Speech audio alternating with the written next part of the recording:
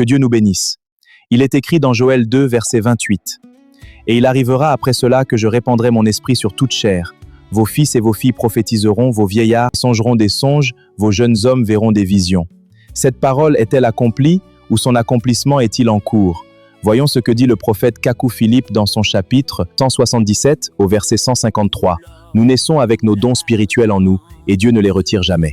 C'est nous-mêmes qui choisissons de les éteindre par notre mauvaise vie ou de les mettre au service de Dieu ou au service du diable. » Sœur Chantal, nous t'écoutons.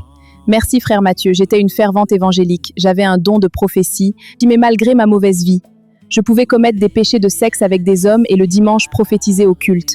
Ma conscience me grondait, je voyais que quelque chose n'allait pas. C'est un combat intérieur. Je pouvais même avoir des rapports sexuels en rêve. Je voyais moi-même que ma vie n'édifiait personne. Et malgré toutes ces choses, mon pasteur me rassurait. Il faisait tout pour me convaincre que j'étais dans la bonne voie. Un jour, un disciple du prophète Kakou Philippe m'a parlé du message et j'ai cru, car je recherchais une vie de sainteté. Quand j'ai cru au message du prophète Kakou Philippe, j'ai vu que tout est différent ici. À l'église évangélique, même dans le péché, tu peux prophétiser. Mais ici, à cause de l'agneau de Dieu, un seul péché éteint le don. Et je comprends maintenant que c'est dans le message du prophète Kakou Philippe que nous pouvons manifester nos dons spirituels pour accomplir la volonté parfaite de Dieu.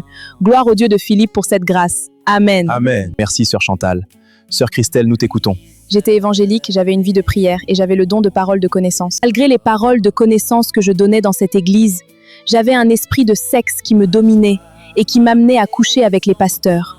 J'en ai fait tomber plusieurs et la plupart étaient mariés, car le démon de sexe qui m'influençait avait pour but de faire tomber les serviteurs de Dieu. Mais un jour, ayant cru au message du prophète Kakou Philippe, ce démon me quitta à l'instant. Et aujourd'hui, je crois que par ma mauvaise vie, j'avais mis mon don de parole de connaissance au service du diable. Mais Dieu, dans son amour, nous a restitué la vie de sainteté au travers du message du prophète Kakou Philippe. Je lui rends gloire. Merci, sœur Christelle. Frère Siméon, nous t'écoutons. J'avais un puissant don de guérison. Mais le problème était que, malgré ce don de guérison, j'avais une mauvaise vie, je faisais des pratiques impures sur les sœurs de l'église où j'étais. Une fois, j'ai failli être muté dans une autre ville, toujours dans la même église, mais mes supérieurs avaient étouffé l'affaire. À partir de ce jour-là, j'ai commencé à me poser des questions. Si le Seigneur est mort sur la croix à cause de mes péchés, pourquoi vivre encore dans le péché? Ce qui était curieux, c'est que mes pasteurs ne faisaient rien pour ma délivrance, sinon me dire de jeûner. Mais je vous dis que malgré le jeûne, je devenais encore pire. C'était comme si le jeûne donnait davantage de force au péché. Et un jour, dans mes recherches sur Internet, je découvre une vidéo du prophète Kakou Philippe. Je télécharge la vidéo, je la visionne et je découvre que c'est le message qu'il me fallait pour ma sanctification.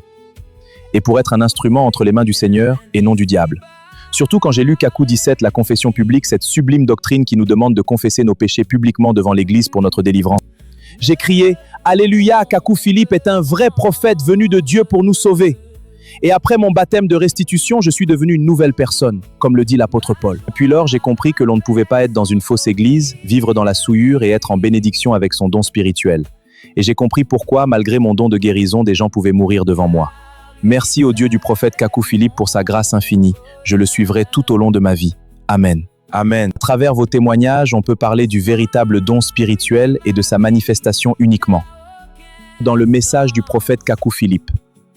Comme cette femme qui prophétisait dans Acte 16, il a fallu Paul pour que l'on sache que c'était le diable qui utilisait son don. Et aujourd'hui, grâce au message du prophète Kakou Philippe, nous manifestons et nous manifesterons les 9 dons de 1 Corinthiens 12 par la vie de sainteté du message.